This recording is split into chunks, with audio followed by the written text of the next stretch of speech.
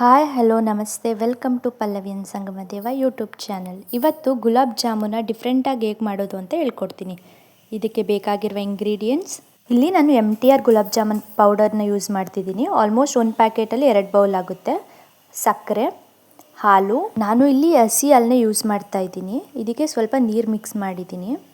ಹಸಿ ಹಾಲು ಹಾಕೋದ್ರಿಂದ ಗುಲಾಬ್ ಜಾಮೂನ್ ತುಂಬ ಸ್ಮೂತಾಗಿ ಆಗುತ್ತೆ. ಮತ್ತು ತುಪ್ಪ, ಏಲಕ್ಕಿ ಮತ್ತು ನಿಂಬೆಹಣ್ಣು ಯೂಸ್ ಮಾಡಿದ್ರೆ ಗುಲಾಬ್ ಜಾಮೂನ್ ಸಖತ್ತಾಗಿರುತ್ತೆ. ಹೇಗೆ ಅಂತ ಹೇಳ್ತೀನಿ ಮುಂದೆ. ಇಷ್ಟು ಬೇಕಾಗಿರುವ ಇಂಗ್ರೀಡಿಯೆಂಟ್ಸ್. ಇಲ್ಲಿ 2 bowl MTR gulab jamun powder ತೊಗೊಂಡಿದ್ದೀನಿ. ಸೊ ಅದಕ್ಕೆ ಸೇಮ್ ಬೌಲಲ್ಲಿ 3 ಲೋಟ ಅಷ್ಟು ಸಕ್ಕರೆ ಹಾಕಬೇಕು. ಅಂದರೆ 1 ಕಪ್ಪಿಗೆ 1.5 ಲೋಟ ಅಷ್ಟು ಸಕ್ಕರೆ. ಸೊ 2 ಕಪ್ಪಿಂದ 3 ಲೋಟ ಸಕ್ಕರೆ. ಸೇಮ್ ಅದೇ ಮೆಷರ್ಮೆಂಟಲ್ಲಿ 3 ಲೋಟ ನೀರು. ಎಷ್ಟು ಸಕ್ಕರೆ ತಗೊಂಡಿರ್ತೀರೋ ಅಷ್ಟು ನೀರು. ಲೋ ಫ್ಲೇಮಲ್ಲಿ ಒಂದು 20 ಮಿನಿಟ್ಸ್ ಬಾಯ್ಲ್ ಮಾಡಿ. ಪಾಕ ತುಂಬ ಲೈಟಾಗಿ ಬಂದಿರಬೇಕು. ಮುಟ್ಟಿದ್ರೆ ಸ್ವಲ್ಪ ಅಂಟಬೇಕಷ್ಟೇ. ಪಾಕ ತುಂಬ ಗಟ್ಟಿ ಬರಬಾರ್ದು. ಆಲ್ಮೋಸ್ಟ್ ರೆಡಿ ಆಗ್ತಿದೆ ಅನ್ನೋ ಅಷ್ಟೊತ್ತಿಗೆ ಏಲಕ್ಕಿ ಪೌಡರ್ ಇತ್ತಲ್ಲ, ಅದನ್ನ ಪೌಡರ್ನ ಆ್ಯಡ್ ಮಾಡಿ. ನಂತರ 1-2 ಸ್ಪೂನು ಹಸಿ ಹಾಲನ್ನ ಆ್ಯಡ್ ಮಾಡಿ. ಇಲ್ಲಿ ಹಾಲು ಹಾಕೋದ್ರಿಂದ ಏನು ಆಗುತ್ತೆ ಅಂತ ಹೇಳ್ತೀನಿ ಮುಂದೆ. ನೆಕ್ಸ್ಟು ಇದಕ್ಕೆ ನಿಂಬೆಹಣ್ಣು ಹಾಕ್ತಾಯಿದ್ದೀನಿ. ನಿಂಬೆ ರಸ.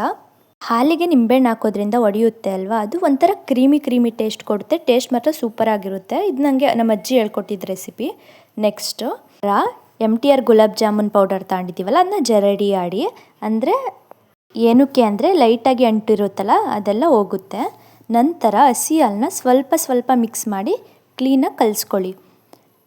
ಇಲ್ಲಿ ಹಸಿ ಹಾಲನ್ನ ಆ್ಯಡ್ ಮಾಡೋದ್ರಿಂದ ಗುಲಾಬ್ ಜಾಮೂನು ಸ್ಪ್ಲಿಟ್ ಆಗಲ್ಲ, ಅಂದರೆ ಒಡೆಯಲ್ಲ. ಈ ಥರ ಕ್ಲೀನಾಗೆ ಕಲಿಸ್ಕೊಳ್ಳಿ. ಆಲ್ಮೋಸ್ಟ್ ನಾದಿ ಸ್ವಲ್ಪ ಕಲಸಿ ಕ್ಲೀನಾಗೆ. ನೋಡಿ, ಇದು ಇನ್ನೂ ಹಾಲು ಬೇಕಾಗುತ್ತೆ ಇದಕ್ಕೆ. ಸೊ ಇನ್ನೊಂದು ಸ್ವಲ್ಪ ಹಾಲನ್ನ ಮಿಕ್ಸ್ ಮಾಡಿ ಕಲಿಸ್ತಾ ಇದ್ದೀನಿ. ನೋಡಿ ನಾದಿ ಹೇಗಾಗಿದೆ. ಏನಂದರೆ ಪಾಕ ಮಾಡೋಕೆ ಇಡ್ತೀರಾ ಅಲ್ವಾ, ಆಗ ಹಿಟ್ಟನ್ನ ರೆಡಿ ಮಾಡ್ಕೊಳ್ಳಿ. ಆಲ್ಮೋಸ್ಟ್ ಟೈಮ್ ಮ್ಯಾಚ್ ಆಗುತ್ತೆ.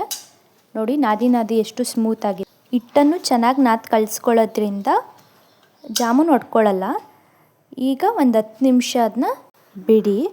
ಆಗ ಹಿಟ್ಟು ಅರಳುತ್ತೆ, ಅಂದರೆ ಸ್ವಲ್ಪ ನೆನೆಯುತ್ತೆ, ಕ್ಲೀನಾಗಿ ಸೆಟ್ ಆಗುತ್ತೆ. ನೋಡಿ ಒಂದು 10 ನಿಮಿಷ ಆದಮೇಲೆ ಅದಕ್ಕೆ 1 ಸ್ಪೂನ್ ಅಥವಾ 1.5 ಸ್ಪೂನ್ ತುಪ್ಪ ಆ್ಯಡ್ ಮಾಡಿ. ಯಾಕೆಂದರೆ ರಫ್ ಇರುತ್ತೆ ಅಲ್ವಾ, ಹಿಟ್ಟು ಸ್ಮೂತ್ ಆಗುತ್ತೆ. 2 ಸ್ಪೂನ್ ತುಪ್ಪ ಹಾಕಿ ಮತ್ತೆ ಕಲಸಿ. ಆಗ ಕ್ಲೀನಾಗಿ ಸೆಟ್ ಆಗುತ್ತೆ. ಕೈಗೆ ಸ್ವಲ್ಪ ತುಪ್ಪ ಹಾಕ್ಕೊಂಡು ಉಂಡೆ ಕಟ್ಟಿ. ಯಾಕೆ ಅಂದರೆ ಉಂಡೆ ಕ್ಲೀನಾಗಿ ಆಗುತ್ತೆ, ಸ್ಮೂತಿಯಾಗಿ. ಈ ಥರ ನೋಡಿ ಉಂಡೆ ಎಷ್ಟು ಚೆನ್ನಾಗಿ ರೆಡಿಯಾಗಿದೆ. ಆಲ್ಮೋಸ್ಟ್ ರೌಂಡ್ ಶೇಪಲ್ಲಿ ಕ್ಲೀನಾಗಿ 2 ಕೈಯಿಂದ ಉಂಡೆ ಕಟ್ಟಿ. ಬೇಗ ಉಂಡೆ ಕಟ್ಟಿ. ಯಾಕೆ ಅಂದರೆ ತುಂಬ ಹೊತ್ತು ಬಿಟ್ಟರೆ ಡ್ರೈ ಆಗಿಬಿಡುತ್ತೆ. ಫಸ್ಟು ಎಣ್ಣೆಗೆ ಎಷ್ಟು ಬೇಕೋ ಅಷ್ಟು ಉಂಡೆ ಕಟ್ಟಿ. ತುಂಬ ಟೈಮ್ ಬಿಟ್ಟರೆ ಏನಾಗುತ್ತೆ ಅಂದರೆ ಜಾಮೂನ ತುಂಬ ಡ್ರೈ ಆಗಿಬಿಡುತ್ತೆ. ಆಗ ನಿಮಗೆ ತಿನ್ನುವಾಗ ತುಂಬ ಡ್ರೈ ಅನಿಸುತ್ತೆ, ಅಂದರೆ ಪಾಕ ಎಲ್ಲ ತುಂಬ ಚೆನ್ನಾಗಿ ಇರಲ್ಲ ಅದು. ಆಯಿತಾ? ಈ ಥರ ಫೈನಾಗಿ ಉಂಡೆ ಮಾಡ್ಕೊಳ್ಳಿ. ನೋಡಿ ನಾನು ಈ ಥರ ಉಂಡೆ ರೆಡಿ ಮಾಡ್ಕೊಂಡಿದ್ದೀನಿ. ಈಗ ಒಂದು ಬಾಣಲಿಲಿ ಎಣ್ಣೆ ಕಾಯೋಕ್ಕಿಟ್ಟಿದ್ದೀನಿ. ಲೋ ಫ್ಲೇಮಲ್ಲಿಟ್ಟು ಎಣ್ಣೆ ಕಾಯಿಸ್ಕೊಳ್ಳಿ. ನಾವು ಜಾಮೂನ್ ಬೇಯಿಸುವಾಗ ಲೋ ಫ್ಲೇಮಲ್ಲಿಟ್ಟೇ ಬೇಯಿಸಬೇಕು. ಏಕೆ ಅಂದರೆ ಒಳಗಡೆ ಎಲ್ಲ ಬೆಂದಿರಲ್ಲ. ನೀವು ಅಬ್ಸರ್ವ್ ಮಾಡ್ಬೋದು, ಮೇಲೆ ಮಾತ್ರ ರೆಡ್ ಇರುತ್ತೆ, ಒಳಗಡೆ ಎಲ್ಲ ಹಸಿ ಇರುತ್ತೆ, ಅಂದರೆ ಬೆಂದಿರಲ್ಲ. ಅದಕ್ಕೆ ಲೋ ಫ್ಲೇಮಲ್ಲಿ ಬೇಯಿಸೋದ್ರಿಂದ ಚೆನ್ನಾಗಿ ಬೇಯುತ್ತೆ. ಫಸ್ಟು ಎಣ್ಣೆ ಕಾಯ್ದಿದೆಯೋ ಇಲ್ವೋ ಚೆಕ್ ಮಾಡಿ. ನೋಡಿ ಎಣ್ಣೆ ಕಾಯ್ದಿದೆ. ಈಗ ಒಂದೊಂದಾಗಿ ಬಿಡಿ ಎಣ್ಣೆಗೆ. ಲೋ ಫ್ಲೇಮಲ್ಲಿ ಬೇಯಿಸಿ. ಅದನ್ನ ಸ್ಪೂನಲ್ಲಿ ಡೈರೆಕ್ಷನ್ ಚೇಂಜ್ ಮಾಡಿ, ಅಂದರೆ ಕೆತ್ಕಿ ಅದನ್ನು. ಈ ಥರ ನೋಡಿ ಎಷ್ಟು ಚೆನ್ನಾಗಿ ಬೇಯ್ತಾ ಇದೆ. ನೋಡಿ ಇಲ್ಲಿ ಕೆಳಗಡೆ ಸ್ವಲ್ಪ ರೆಡ್ ಆಗ್ತಿದೆ. ಸೊ ಅದನ್ನು ಕೆತ್ಕಿ ಡೈರೆಕ್ಷನ್ ಚೇಂಜ್ ಮಾಡ್ತಾಯಿದ್ದೀನಿ.